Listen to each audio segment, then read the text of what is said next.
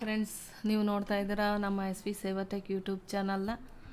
ಎಲ್ಲರಿಗೂ ಕೂಡ ನಾನು ನನ್ನ ಕಡೆಯಿಂದ ಹೃತ್ಪೂರ್ವಕವಾದ ಧನ್ಯವಾದಗಳನ್ನು ತಿಳಿಸ್ತಾ, ನಾನು ಈ ವಿಡಿಯೋದಲ್ಲಿ ಏನು ವಿಡಿಯೋನ ಮಾಡಿದ್ದೀನಿ ಅಂದರೆ, ಈ ವಿಡಿಯೋದಲ್ಲಿ ನಿಮಗೆ ಯಾವ ವಿಚಾರದ ಬಗ್ಗೆ ತಿಳಿಸ್ತಾ ಇದ್ದೀನಿ, ಯಾವ ಅರ್ಜಿಯನ್ನು ಸಲ್ಲಿಸ್ತಾ ಇದ್ದೀನಿ ಅಂದರೆ, ಸಾಮಾನ್ಯವಾಗಿ ಎಲ್ಲರ ಕುಟುಂಬಕ್ಕೆ ಬೇಕಾಗುವಂಥ ವಂಶವೃಕ್ಷದ ಬಗ್ಗೆ, ಫ್ಯಾಮಿಲಿ ಟ್ರೀ ಏನು ಅದನ್ನು ಹೇಗೆ ಇತ್ತೀಚಿನ ನಮ್ಮ ನಾಡ ಕಚೇರಿಯ 5.0 ವೆಬ್ಸೈಟಲ್ಲಿ ಕೆಲವೊಂದು ಸಣ್ಣ ಬದಲಾವಣೆಗಳನ್ನು ಮಾಡಿದ್ದಾರೆ. ಆ ಬದಲಾವಣೆಗಳ ಕೆಲವೊಂದು ಸರಿಯಾಗಿ ಗೊತ್ತಾಗಲ್ಲ. ಆ ಬದಲಾವಣೆಗಳು ಏನೇನಿದೆ, ಯಾವ ರೀತಿ ಅರ್ಜಿ ಸಲ್ಲಿಸೋದನ್ನು ಎಲ್ಲ ಮಾಹಿತಿಯನ್ನು ನಾನು ಈ ವಿಡಿಯೋದಲ್ಲಿ ನಿಮಗೆ ತಿಳಿಸ್ತಾ ಹೋಗ್ತೀನಿ. ಹಾಗೆ ನೀವೇನಾದರೂ ನಮ್ಮ SV ಸೇವಾಟೆಕ್ ಯೂಟ್ಯೂಬ್ ಚಾನಲ್ನ ಸಬ್ಸ್ಕ್ರೈಬ್ ಮಾಡಿಲ್ಲ ಅಂದರೆ ಈಗಲೇ ಸಬ್ಸ್ಕ್ರೈಬ್ ಮಾಡಿ, ಪಕ್ಕದಲ್ಲಿ ಬರುವ ಬೆಲ್ ಬಟನನ್ನು ಕ್ಲಿಕ್ ಮಾಡಿ. ಏನು ಈಗ ನಮ್ಮ ನಾಡ ಕಚೇರಿ ವೆಬ್ಸೈಟನ್ನು ಕೆಲವು ದಿನಗಳ ಹಿಂದೆ ಏನು ಚೇಂಜಸ್ ಮಾಡಿದ್ದಾರೆ, ಹೊಸ ವೆಬ್ಸೈಟನ್ನು ಚೇಂಜ್ ಮಾಡಿ, ಹಳೆಯದನ್ನು ಚೇಂಜ್ ಮಾಡಿ ಹೊಸದಾಗಿ ಏನು ಚೇಂಜಸ್ ಮಾಡಿದ್ದಾರೆ, ಅದರಲ್ಲಿ ಒಂದು ಕೂಡ ಏನು ವಂಶವೃಕ್ಷ ಫ್ಯಾಮಿಲಿ ಟ್ರೀನ ಹೇಗೆ ಅಪ್ಲೈ ಮಾಡೋದು, ಕೆಲವೊಂದು ಬದಲಾವಣೆಗಳು ಏನೇನಿದೆ, ಅಲ್ಲಿರೋಂಥ ಇನ್ಸ್ಟ್ರಕ್ಷನ್ಗಳು ಏನೇನಿದೆ ಅನ್ನೋದನ್ನ ನಾನು ಈ ವಿಡಿಯೋದಲ್ಲಿ ನಿಮಗೆ ಸಂಪೂರ್ಣವಾಗಿ ತಿಳಿಸ್ತಾ ಇದ್ದೀನಿ, ಸ್ಟೆಪ್ ಬೈ ಸ್ಟೆಪ್ಪು. ಹಾಗೆ ನಮ್ಮ ವಿಡಿಯೋವನ್ನು ನೀವು ಸಂಪೂರ್ಣವಾಗಿ ಎಲ್ಲೂ ಸ್ಲಿಪ್ ಮಾಡದೆ ನೋಡಿದರೆ ನಿಮಗೆ ಎಲ್ಲ ತಿಳಿಯುತ್ತೆ. ಹಾಗಾಗಿ ನಮ್ಮ ಚಾನಲನ್ನು ಸಂಪೂರ್ಣವಾಗಿ ನೋಡಿ. ನಾವಿವಾಗ ಗೂಗಲಿಗೆ ಬರೋಣ.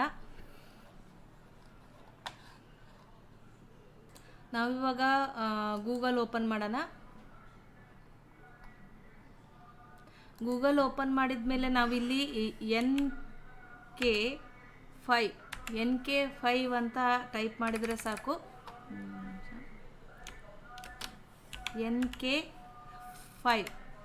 NK5 ಅಂತೇಳಿ ಟೈಪ್ ಮಾಡಿದರೆ NK5 ಪಬ್ಲಿಕ್ ಲಾಗಿನ್ ಅಂತ ಇರುತ್ತೆ. ಅದ್ರ ಮೇಲೆ ನಾವು ಕ್ಲಿಕ್ ಮಾಡೋಣ.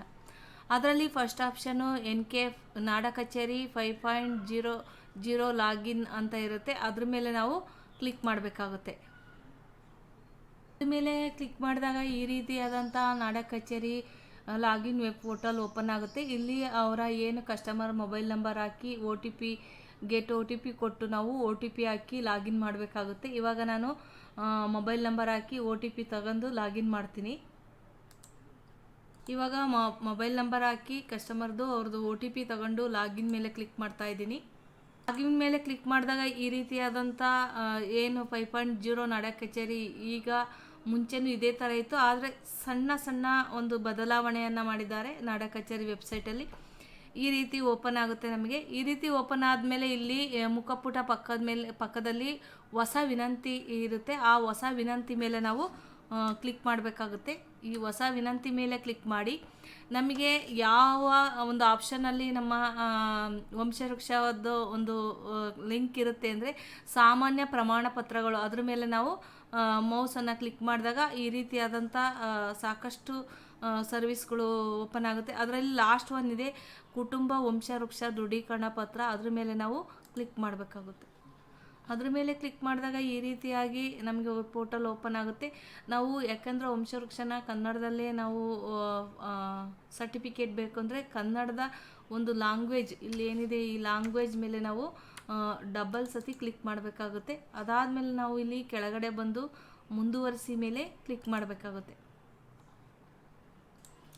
ಮುಂದುವರಿಸಿ ಮೇಲೆ ಕ್ಲಿಕ್ ಮಾಡಿದಾಗ ಈ ರೀತಿಯಾದಂಥ ಆಧಾರ್ DBT ವ್ಯಾಲಿಡೇಷನ್ ಒಂದು ಪೋರ್ಟಲ್ ಓಪನ್ ಆಗುತ್ತೆ.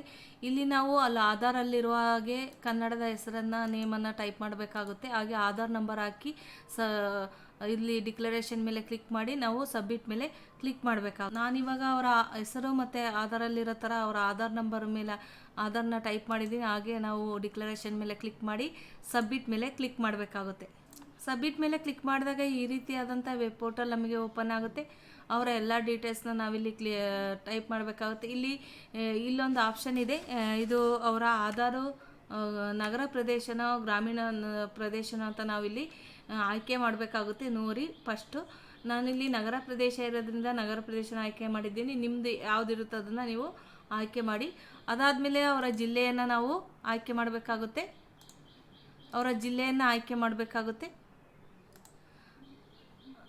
ಅದಾದಮೇಲೆ ಅವರ ತಾಲೂಕನ್ನು ನಾವು ಆಯ್ಕೆ ಮಾಡಬೇಕಾಗುತ್ತೆ. ನಾನಿಲ್ಲಿ ಅವರ ಜಿಲ್ಲೆ ಮತ್ತು ತಾಲೂಕು ಮತ್ತು ಅವರ ಪಟ್ಟಣ, ಅವರ ವಾರ್ಡು, ಅವರ ಹೆಸರು ಶ್ರೀನೋ ಶ್ರೀಮತಿನೋ ಇಲ್ಲಿ ನಾವು ಆಯ್ಕೆ ಮಾಡಬೇಕಾಗುತ್ತೆ. ಇಲ್ಲಿ ಅದಾದಮೇಲೆ ಇಲ್ಲಿ ತಂದೆನೋ ಅಥವಾ ಗಂಡನೋ ಅನ್ನೋದನ್ನ ಆಯ್ಕೆ ಮಾಡಬೇಕಾಗುತ್ತೆ. ಅವರ ಹೆಸರನ್ನು ಹಾಕಬೇಕಾಗುತ್ತೆ. ಅದಾದಮೇಲೆ ಇಲ್ಲಿ ತಾಯಿ ಹೆಸರನ್ನು ಹಾಕಬೇಕಾಗುತ್ತೆ. ಇಲ್ಲಿ ಅದಾದಮೇಲೆ ಅವರ ಅಡ್ರೆಸ್ಸನ್ನು ನಾವು ಟೈಪ್ ಮಾಡಬೇಕಾಗುತ್ತೆ. ಇಲ್ಲಿ ಅವರ ಪಿನ್ ಕೋಡು ಮತ್ತು ಇಲ್ಲಿ ಅವರ ಮೊಬೈಲ್ ನಂಬರ್ OTP ಕಳಿಸ್ಬೇಕಾಗುತ್ತೆ. OTP ಹಾಕಬೇಕಾಗುತ್ತೆ ಮತ್ತು ಜಿಮೇಲ್ ಐಡಿಗೆ OTPನ ಹಾಕ್ಬಿಟ್ಟು ನಾವು ಮುಂದುವರಿಸಿ ಮೇಲೆ ಕ್ಲಿಕ್ ಮಾಡಬೇಕಾಗುತ್ತೆ. ನಾನಿವಾಗ ಎಲ್ಲ ಡೀಟೇಲ್ಸ್ನ ಫಿಲ್ ಮಾಡಿ OTP ಮತ್ತು ಜಿಮೇಲ್ OTP ಎಲ್ಲ ತಗೊಂಡು ಫಿಲ್ ಮಾಡಿದ್ದೀನಿ. ಇವಾಗ ಮುಂದುವರಿಸಿ ಮೇಲೆ ನಾವು ಇಲ್ಲಿ ಡಿಜಿಲಾಕರ್ನ ಹೌದು ಅಂತ ಕೊಡಬೇಕಾಗುತ್ತೆ. ಇನ್ ಪರ್ಸನ್ ಅದೇ ತಗೊಂಡಿರುತ್ತೆ. ನಾವಿಲ್ಲಿ ಮುಂದುವರಿಸಿ ಮೇಲೆ ಕ್ಲಿಕ್ ಮಾಡಬೇಕಾಗುತ್ತೆ. ಮುಂದುವರಿಸೋ ಮೇಲೆ ಕ್ಲಿಕ್ ಮಾಡಿದಾಗ ಇಲ್ಲಿ ಕೆಲವೊಂದು ನಮಗೆ ಗೈಡ್ಲೈನ್ಸ್ನ ಕೊಟ್ಟಿದ್ದಾರೆ. ಈ ಸ್ಟ್ಯಾಂಪ್ ದಾಖಲೆ ಪ್ರಕಾರ ಎಲ್ಲ ಕುಟುಂಬ ಸದಸ್ಯರ ವಿವರಗಳನ್ನು ನಮೂದಿಸಿ. ಏನು ನಾವು ಸ್ಟ್ಯಾಂಪ್ ಪೇಪರ್ನ ಯಾವ ರೀತಿ ಕುಟುಂಬ ಸದಸ್ಯರನ್ನು ಟೈಪ್ ಮಾಡಿಸ್ಕೊಂಬಂದಿರ್ತೀವಿ ಅದೇ ಪ್ರಕಾರ ಮಾಡಿ. ಡಾಟಾ ಎಂಟ್ರಿ ಸಮಯದಲ್ಲಿ ನಮೂದಿಸಿದ ಸೀರಿಯಲ್ ನಂಬರ್ ಪ್ರಕಾರ ಮೊದಲನೇ ಒಂದು ಸೀರಿಯಲ್ ನಂಬರ್ ಯಾರು, ಸೀರಿಯಲ್ ನಂಬರ್ 2 ಈ ರೀತಿ ನಾವು ಆ ಒಂದು ಸ್ಟ್ಯಾಂಪ್ ಪೇಪರ್ ಮೇಲೆ ಯಾವ ರೀತಿ ಟೈಪ್ ಮಾಡಿರ್ತೀವೋ ಅದೇ ಪ್ರಕಾರ ಸದಸ್ಯರ ವಿವರವನ್ನು ಅಂತಿಮ ಪ್ರಮಾಣ ಪತ್ರಗಳಲ್ಲಿ ಪ್ರದರ್ಶಿಸಲಾಗುತ್ತದೆ. ಆ ರೀತಿ ಹೇಳುತ್ತೆ. ಎಲ್ಲ ಜೀವಂತ ಕುಟುಂಬ ಸದಸ್ಯರ ಡೆಮೋ ದೃಢೀಕರಣವನ್ನು ಕಡ್ಡಾಯವಾಗಿದೆ. ಇಲ್ಲಿ ಯಾರು ಜೀವಂತವಾಗಿರ್ತಾರೋ ಅವರ ಆಧಾರ್ ನಂಬರು ಮತ್ತು ಹೆಸರನ್ನು ಹಾಕಿ ಏನು ಡೆಮೋ ದೃಢೀಕರಣವನ್ನು ವೆಲಿಡೇಷನ್ನ ಆಧಾರ್ ವೆಲಿಡೇಷನ್ನ ಒಂದು ಹೊಸ ರೀತಿಯಲ್ಲಿ ಈಗ ಒಂದು ವಂಶವೃಕ್ಷಕ್ಕೆ ಮಾಡಿದ್ದಾರೆ. ಈಗ ಯಾವ ರೀತಿ ಮಾಡೋದು ಅಂತ ನಾನು ನಿಮಗೆ ತೋರಿಸ್ತಾ ಹೋಗ್ತೀನಿ. ಸೀರಿಯಲ್ ನಂಬರ್ 1 ಅಂದರೆ ಈಗ ನಾವು ಯಾರನ್ನ ಇಲ್ಲಿ ಟೈಪ್ ಮಾಡ್ಕೊಂಬಂದಿರ್ತಾರೋ ಅವರ ಹೆಸರನ್ನು ನಾವಿಲ್ಲಿ ಹಾಕಬೇಕಾಗುತ್ತೆ.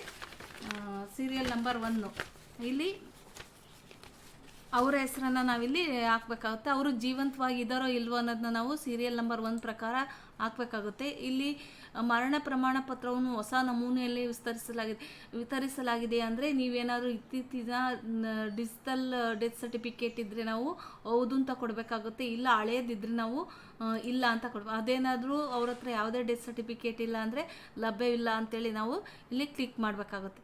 ಈ ರೀತಿ ಆದಮೇಲೆ ಇಲ್ಲಿ ಮರಣಪತ್ರ ಪ್ರಮಾಣ ರಿಜಿಸ್ಟ್ರೇಷನ್ ನಂಬರನ್ನು ಇಲ್ಲಿ ನಾವು ಹಾಕಬೇಕಾಗುತ್ತೆ. ರಿಜಿಸ್ಟ್ರೇಷನ್ ನಂಬರನ್ನು ಹಾಕಿದ ಮೇಲೆ ಇಲ್ಲಿ ಸಂಬಂಧ, ಇವರು ಅರ್ಜಿದಾರಿಗೆ ಯಾವ ಸಂಬಂಧ ಅಂತ ನಾವಿಲ್ಲಿ ಹಾಕಬೇಕಾಗುತ್ತೆ. ಇಲ್ಲಿ ಅದಾದಮೇಲೆ ಸದಸ್ಯರು ಇಲ್ಲಿ ಶ್ರೀಮತಿನೋ ಶ್ರೀನೋ ಅನ್ನೋದನ್ನ ನಾವಿಲ್ಲಿ ಹಾಕಬೇಕಾಗುತ್ತೆ. ಅದಾದಮೇಲೆ ಇಲ್ಲಿ ವೈವಾಹಿಕ ಸ್ಥಿತಿಯನ್ನು ನಾವಿಲ್ಲಿ ಹಾಕಬೇಕಾಗುತ್ತೆ, ಮ್ಯಾರೇಜ್ ಸ್ಟೇಟ್ನ. ಅದಾದಮೇಲೆ ಇಲ್ಲಿ ಡೆತ್ ಸರ್ಟಿಫಿಕೇಟ್ ನಾವು ಇಲ್ಲಿ ಜೀವಂತ ಇಲ್ಲ ಅಂತ ಹಾಕಿರೋದಕ್ಕೆ ನಾವು ಇಲ್ಲಿ ಡೆತ್ ಸರ್ಟಿಫಿಕೇಟ್ನ PDF ಅಪ್ಲೋಡ್ ಮಾಡಬೇಕಾಗುತ್ತೆ. ಅದಾದಮೇಲೆ ಸೇರಿಸಿದ ಮೇಲೆ ನಾವು ಕ್ಲಿಕ್ ಮಾಡಬೇಕಾಗುತ್ತೆ. ಎಲ್ಲ ಫಿಲ್ ಮಾಡಿ ಸೇರಿಸಿದ ಮೇಲೆ ಕ್ಲಿಕ್ ಮಾಡಿದ್ದೀನಿ. ಸೇರಿಸಿದ ಮೇಲೆ ಕ್ಲಿಕ್ ಮಾಡಿದಾಗ ಈ ರೀತಿಯಾದ ನಾವು ಯಾರ್ದು ಡೀಟೇಲ್ಸ್ನ ಹಾಕಿರ್ತೀವಿ ಅವ್ರದ್ದು ಇಲ್ಲಿ ಕೆಳಗಡೆ ಬರುತ್ತೆ. ನಾವಿವಾಗ ಪ್ರತಿಯೊಬ್ಬರ ಹೇಗೆ ನಾವು ಅಫಿಡವಿಟಲ್ಲಿ ಮಾಡಿಸ್ಕೊಂಬಂದಿರ್ತೀವಿ ಹಾಗೆ ಪ್ರತಿಯೊಬ್ಬರ ಒಂದು ಡೆಮೋ ಅಥೆಂಟಿಕೇಷನ್ನ ಮಾಡಬೇಕಾಗುತ್ತೆ ಜೀವಂತವಾಗಿದ್ದರೆ. ಆದರೆ ಕೆಲವೊಂದು ಸತಿ ಆಧಾರ್ ಸರ್ವರ್ ಪ್ರಾಬ್ಲಮ್ ಬಂದಾಗ ನಾವು ಒಂದು ವೋಟರ್ ID ಮುಖಾಂತರನಾದರೂ ಕೂಡ ಫೈಲನ್ನು ಅಪ್ಲೋಡ್ ಮುಖಾಂತರ ಮಾಡೋದು ಕೂಡ ಅರ್ಜಿಯನ್ನು ಸಲ್ಲಿಸ್ಬೋದು. ಈಗ ಟ್ರೈ ಮಾಡೋಣ. ಸರ್ವರ್ ಪ್ರಾಬ್ಲಮ್ ಇದ್ದರೆ ಬೇರೆ ರೀತಿಯಲ್ಲಿ ಯಾವ ರೀತಿ ಮಾಡೋದಂತ ನಾನು ನಿಮಗೆ ತಿಳಿಸ್ತಾ ಹೋಗ್ತೀನಿ. ಇವರು ಜೀವಂತವಾಗಿದ್ದಾರೆ, ಒಂದು ಸತಿ ನೋಡಿ ಎಸ್ ಅಂತ ಕೊಡಿ ಆಧಾರಲ್ಲಿರೋದು. ಹಾಗೆ ನಾವು ಇಲ್ಲಿ ಅವ್ರಿಗೆ ಅರ್ಜಿದಾರರ ಸಂಬಂಧ ಏನು ಅಂತ ನಾವು ಇಲ್ಲಿ ಹಾಕಬೇಕಾಗುತ್ತೆ. ಸಂಬಂಧವನ್ನು ಆಯ್ಕೆ ಮಾಡಿ ಅವರು ಶ್ರೀನಾ ಶ್ರೀಮತಿನ ಅಂತ ಆಯ್ಕೆ ಮಾಡಬೇಕಾಗುತ್ತೆ. ಅವರು ಅವಿವಾಹಿತರ ಅಂತ ನಾವು ಇಲ್ಲಿ ಹಾಕಬೇಕಾಗುತ್ತೆ. ಇಲ್ಲಿ ಈಗ ಹೊಸದಾಗಿರೋ ಡೆಮೋ ಅಥೆಂಟಿಕೇಷನ್ನ ನಾವು ಮಾಡಬೇಕಾಗುತ್ತೆ. ಇಲ್ಲಿ ಆಧಾರ್ ಸರ್ವರ್ ಪ್ರಾಬ್ಲಮ್ ಇದೆ, ಹಾಗಾಗಿದ್ದು ಆಧಾರ್ ಅಥೆಂಟಿಕೇಷನ್ ಯಾವ ರೀತಿ ಆಗುತ್ತೆ ಅಂದರೆ ಇದು ಆಧಾರ್ ಅಥೆಂಟಿಕೇಷನ್ ಹೋದ್ಮೇಲೆ ನಾವೇನು ಫಸ್ಟಿಗೆ ಅರ್ಜಿದಾರದ್ದು ಹೇಗೆ ವೆಲಿಡೇಷನ್ ಮಾಡ್ತೀವಿ ಅದೇ ಥರ ಇರುತ್ತೆ. ಇಲ್ಲೇನು OTP ಇರಲ್ಲ. ಬೇರೆಯವರ ಆಧಾರ್ ಅಥೆಂಟಿಕೇಷನ್ಗೆ ಅವರ ಆಧಾರಲ್ಲಿರೋ ಥರ ಕನ್ನಡ ನೇಮು ಮತ್ತು ಆಧಾರ್ ನಂಬರ್ ಹಾಕಿ ಸಬ್ಮಿಟ್ ಮಾಡಬೇಕಾಗುತ್ತೆ. ಇಲ್ಲಿ ಆಧಾರ್ ಸರ್ವರ್ ಪ್ರಾಬ್ಲಮ್ ಇರೋದ್ರಿಂದ ನಾವು ಈ ರೀತಿ ಮಾಡಬೇಕಾಗುತ್ತೆ. ಈಗ ಯಾವ ರೀತಿ ಮಾಡೋದಂದ್ರೆ ಈಗ ಅವರು ಜೀವಂತವಾಗಿದ್ದಾರೆ, ಓಕೆ, ಅವ್ರ ಹತ್ರ ಆಧಾರ್ ಇಲ್ಲ ಅಂತ ನಾವು ಕೊಡಬೇಕಾಗುತ್ತೆ. ಯಾವ ID ಪ್ರಕಾರ ಅಂತೇಳಿ ನಾವು ಒಂದು ವೋಟರ್ ID ಹಾಕೋಣ. ವೋಟರ್ ID ನಂಬರ್ನ ಹಾಕ್ಬಿಟ್ಟು ಮತ್ತು ಅವ್ರ ಸಂಬಂಧ ಅವ್ರದ್ದು, ಆಮೇಲೆ ಒಂದು PDF ಫೈಲಲ್ಲಿ 200 KB ಒಳಗಡೆ ನಾವು ಸ್ಕ್ಯಾನ್ ಮಾಡಿ ಇಟ್ಕೋಬೇಕಾಗಿರುತ್ತೆ ಆ ವೋಟರ್ ID ನ. ಆಗ ನಾವು ಅವ್ರ ಹೆಸರು ಎಲ್ಲ ಇಲ್ಲಿ ನಾವೇ ಟೈಪ್ ಆಗಿ, ಅದೇ ಆಧಾರ್ ಅಥೆಂಟಿಕೇಷನ್ ಆದರೆ ಅದು ಆಧಾರಲ್ಲಿರೋ ಥರನೇ ಅದು ಎಲ್ಲ ಅಪ್ಡೇಟ್ ಆಗುತ್ತೆ. ಇಲ್ಲಿ ನಾವು ವೋಟರ್ ID ಮುಖಾಂತರ ಮಾಡೋದ್ರಿಂದ ನಾವೇ ಎಲ್ಲ ಫಿಲ್ ಮಾಡಬೇಕಾಗುತ್ತೆ. ಹಾಗಾಗಿ ಇಲ್ಲಿ ನಾನು ಅವ್ರ ಹೆಸರು ಮತ್ತು ಅವರು ವಿವಾಹಿತರು ಅಂತೆಲ್ಲ ಹಾಕಿದ್ದೀನಿ. ಈಗ ನಾವು ಎಲ್ಲಿ ಇದನ್ನು ಸ್ಕ್ಯಾನ್ ಮಾಡಿ ಇಟ್ಕೊಂಡಿರ್ತೀವಿ ವೋಟರ್ ID ನ, ಅದನ್ನು ನಾವು ಹಾಕ್ಬೇಕಾಗುತ್ತೆ. ಇಲ್ಲಿ ವೋಟರ್ ID ನ ಹಾಕಬೇಕಾಗುತ್ತೆ. ವೋಟರ್ ID ನ ಅಪ್ಲೋಡ್ ಮಾಡಿದ ಮೇಲೆ ಸೇರಿಸು ಮೇಲೆ ಕ್ಲಿಕ್ ಮಾಡಬೇಕಾಗುತ್ತೆ. ಅದೇ ನಾವು ಈ ರೀತಿ ಸೇರಿಸು ಮೇಲೆ ಕ್ಲಿಕ್ ಮಾಡಿದಾಗ ಈ ರೀತಿ ಒಬ್ಬೊಬ್ರದ್ದೇ ಬಂದು ಇಲ್ಲಿ ಆ್ಯಡ್ ಆಗುತ್ತೆ. ನಾವು ಈಗ ಎಷ್ಟು ಜನದ್ದು ಇರುತ್ತೋ ಅಷ್ಟು ಜನದ್ದು ನಾವು ಪ್ರತಿಯೊಬ್ಬರದ್ದು ಆ್ಯಡ್ ಮಾಡ್ತಾ ಹೋಗ್ಬೇಕಾಗುತ್ತೆ. ಈ ರೀತಿ ಪ್ರತಿಯೊಬ್ಬರ ಡೀಟೇಲ್ಸ್ನ ಹಾಕಿ ಮುಂದುವರಿಸು ಮೇಲೆ ಕ್ಲಿಕ್ ಮಾಡಬೇಕಾಗುತ್ತೆ. ಮುಂದುವರಿಸು ಕ್ಲಿಕ್ ಮಾಡಿದಾಗ ರಿಂದ ವಾಸಿಸುತ್ತಿದ್ದಾರೆ ಎಷ್ಟು ದಿನದಿಂದ ಅಂತ ಇಲ್ಲಿ ಕೇಳುತ್ತೆ. ಅಫಿಡವಿಟ್ ಯಾವ ದಿನಾಂಕದಿಂದ ತಂದಿದ್ದೀವಿ ಅನ್ನೋದು, ಮತ್ತು ಈ ಸ್ಟಾಂಪ್ನ ಸಂಖ್ಯೆ, ಈ ಸ್ಟಾಂಪ್ನ ಯಾವ ಡೇಟಲ್ಲಿ ತಂದಿರೋದು, ಮತ್ತು ಈ ಸ್ಟಾಂಪ್ ಸಂಖ್ಯೆಯನ್ನು ಹಾಕಬೇಕಾಗುತ್ತೆ. ಉದ್ದೇಶ ಯಾವುದಕ್ಕೋಸ್ಕರ ಈ ವಂಶವೃಕ್ಷವನ್ನು ತಗೊಳ್ತಾ ಇದ್ದೀರಾ ಅಂತೇಳಿ ನೀವು ಟೈಪ್ ಮಾಡಿಸಿರ್ತೀರೋ ಅದನ್ನು ಇಲ್ಲಿ ಹಾಕಬೇಕಾಗುತ್ತೆ. ಆಮೇಲೆ ಮುಂದುವರಿಸೋ ಮೇಲೆ ಕ್ಲಿಕ್ ಮಾಡಬೇಕಾಗುತ್ತೆ. ಇದೆಲ್ಲ ಫಿಲ್ ಮಾಡಿದ ಮೇಲೆ ನಾವು ಮುಂದುವರಿಸೋ ಮೇಲೆ ಕ್ಲಿಕ್ ಮಾಡಬೇಕಾಗುತ್ತೆ. ಮುಂದುವರಿಸು ಕ್ಲಿಕ್ ಮಾಡಿದ ಮೇಲೆ ಈ ರೀತಿಯಾದಂಥ ವೆಬ್ ಪೋರ್ಟಲ್ ಓಪನ್ ಆಗುತ್ತೆ. ಇಲ್ಲಿ ಅರ್ಜಿದಾರರ ಫೋಟೋನ ನಾವು ಹಾಕಬೇಕಾಗುತ್ತೆ. ಅದಾದಮೇಲೆ ಏನು ನಾವು ಸ್ಟಾಂಪ್ ಪೇಪರ್ನ ತಂದಿರ್ತೀವಿ ಅದನ್ನು ಅಪ್ಲೋಡ್ ಮಾಡಬೇಕಾಗುತ್ತೆ. ಇಲ್ಲಿ ಕೊಟ್ಟಿರ್ತೇನೆ 200 KB ಒಳಗಡೆ ಇರಬೇಕು. ಅದಾದಮೇಲೆ ಯಾರು ಡೆತ್ ಇದ್ದರೆ ಅವ್ರದ್ದು ಡೆತ್ ಸರ್ಟಿಫಿಕೇಟ್ನ ಹಾಕಬೇಕಾಗುತ್ತೆ.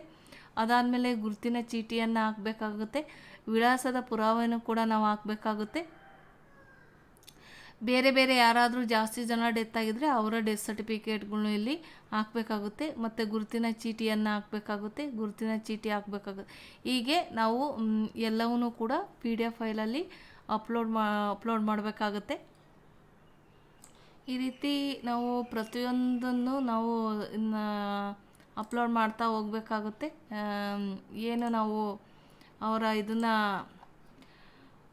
ಗುರುತಿನ ಚೀಟಿಗಳನ್ನ ಇದು ಮಾಡ್ಕೊಂಡಿರ್ತೀವಿ ಅವನ್ನ ನಾವಿಲ್ಲಿ ಅಪ್ಲೋಡ್ ಮೇಲೆ ಕ್ಲಿಕ್ ಮಾಡಿ ಅಪ್ಲೋಡ್ ಮಾಡಬೇಕಾಗುತ್ತೆ. ಈ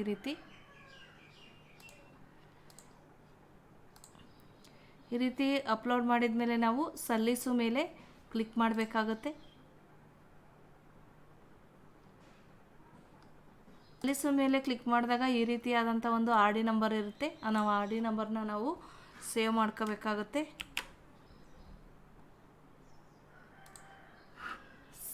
ಈ ರೀತಿ ನಾವೇನು ಫುಲ್ ಅರ್ಜಿಯನ್ನು ಸಲ್ಲಿಸಿರ್ತೀವಿ ಅದೆಲ್ಲ ಮಾಹಿತಿನೂ ಕೂಡ ಇಲ್ಲಿ ತೋರಿಸ್ತಾ ಇರುತ್ತೆ. ಈ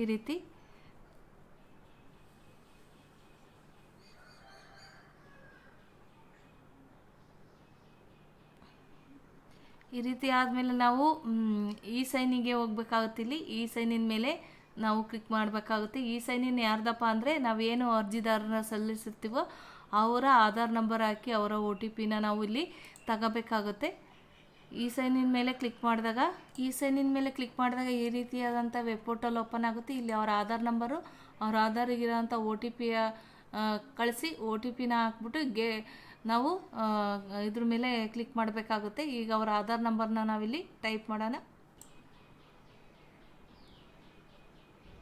ಸಬ್ಮಿಟ್ ಮೇಲೆ ಕ್ಲಿಕ್ ಮಾಡಬೇಕು. OTP ಎಲ್ಲ ಹಾಕಿ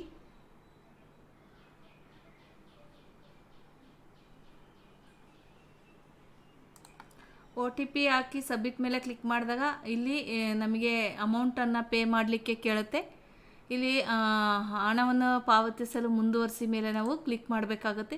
ಮುಂದುವರಿಸಿ ಮೇಲೆ ಕ್ಲಿಕ್ ಮಾಡಿದಾಗ ಈ ರೀತಿ 40 ರೂಪಾಯಿ ಪೇಮೆಂಟ್ನ ತೋರಿಸುತ್ತೆ. ನೀವು ನಿಮ್ಮ ಗೂಗಲ್ ಪೇ, ಫೋನ್ಪೇ ಮುಖಾಂತರ ಆಗಲಿ ನೀವು ಪೇ ಮಾಡ್ಬೋದು. ಪೇ ಮೇಲೆ ಕ್ಲಿಕ್ ಮಾಡಿದಾಗ ನೀವು ಪೇ ಮಾಡಬೇಕಾಗುತ್ತೆ 40 ರೂಪಾಯಿ. ಸೆಪ್ಟೆಂಬರ್ ಮೇಲೆ ಮಾಡಿ ನಿಮ್ಮ ಗೂಗಲ್ ಪೇ, ಫೋನ್ಪೇ ಮುಖಾಂತರ ಪೇ ಮಾಡಿ. ಅಥವಾ ನಿಮ್ಮದೇನಾದರೂ ಭೂಮಿ ಆನ್ಲೈನ್ದು ವ್ಯಾಲೆಟ್ ಇದ್ದರೂ ಕೂಡ ಅಲ್ಲಿಂದನೂ ಕೂಡ ನೀವು ಪೇಮೆಂಟ್ನ ಮಾಡ್ಬೋದು. ಪೇಮೆಂಟ್ ಮಾಡಿದ ಮೇಲೆ ಈ ರೀತಿ 40 ರುಪೀಸ್ ಪೇಮೆಂಟ್ ಸಕ್ಸಸ್ ಅಂತ ಬರುತ್ತೆ. ಅದಾದಮೇಲೆ ನೀವು ಮುಂದುವರಿಸಿ ಮೇಲೆ ಕ್ಲಿಕ್ ಮಾಡಬೇಕಾಗುತ್ತೆ. ಮುಂದುವರಿಸಿ ಮೇಲೆ ಕ್ಲಿಕ್ ಮಾಡಿದಾಗ ಅಪ್ಲಿಕೇಶನ್ ಯಶಸ್ವಿಯಾಗಿ ಸಹಿ ಮಾಡಲಾಗಿದೆ ಅಂದರೆ ಸಹಿ ಅಂದರೆ ಡಿಜಿಟಲ್ ಸೈನ್ ಆಗಿರುತ್ತೆ. ನಾವೇನು ಸೈನ್ ಮಾಡ್ತೀವೋ ಅದು ಅಂತ ಅರ್ಥ. ಆದಮೇಲೆ ನಾವು ಡೌನ್ಲೋಡ್ ಅಪ್ಲಿಕೇಶನ್ನ ಡೌನ್ಲೋಡ್ ಮೇಲೆ ಕ್ಲಿಕ್ ಮಾಡಬೇಕಾಗುತ್ತೆ. ಈ ರೀತಿ ಡೌನ್ಲೋಡ್ ಆಗುತ್ತೆ. ಅದಾದಮೇಲೆ ಈ ರೀತಿ ಡೌನ್ಲೋಡ್ ಮಾಡಿದಾಗ ಈ ರೀತಿ ನಾವು ಅರ್ಜಿ ಸಲ್ಲಿಸಿದ ಎಲ್ಲ ವಿವರನೂ ಕೂಡ ಇಲ್ಲಿ ನಮಗೆ ತೋರಿಸ್ತಾ ಇರುತ್ತೆ. ಈ ರೀತಿಯಾಗಿ ಒಂದು ಸ್ವಲ್ಪ ಮುಂಚೆ ವೆಬ್ಸೈಟ್ಗಿನ ಈಗ ಒಂದು ಸ್ವಲ್ಪ ಡಿಫ್ರೆಂಟ್ ಆಗಿ ಒಂದು ಸ್ವಲ್ಪ ನಾಡ ಕಚೇರಿ ವೆಬ್ಸೈಟನ್ನು ಚೇಂಜಸ್ ಮಾಡಿದ್ದಾರೆ. ಹಾಗಾಗಿ ನಾನು ಈ ವಿಡಿಯೋವನ್ನು ಮಾಡಿದ್ದೀನಿ. ನಿಮಗೆ ಈ ವಿಡಿಯೋ ಇಷ್ಟವಾಗಿದ್ದರೆ ನನ್ನ ಚಾನಲ್ನ ಸಬ್ಸ್ಕ್ರೈಬ್ ಮಾಡಿ, ಪಕ್ಕದಲ್ಲಿ ಬರುವ ಬೆಲ್ ಬಟನ್ನ ಕ್ಲಿಕ್ ಮಾಡಿ, ಹಾಗೆ ಒಂದು ಲೈಕ್ ಮಾಡಿ. Thank you for watching.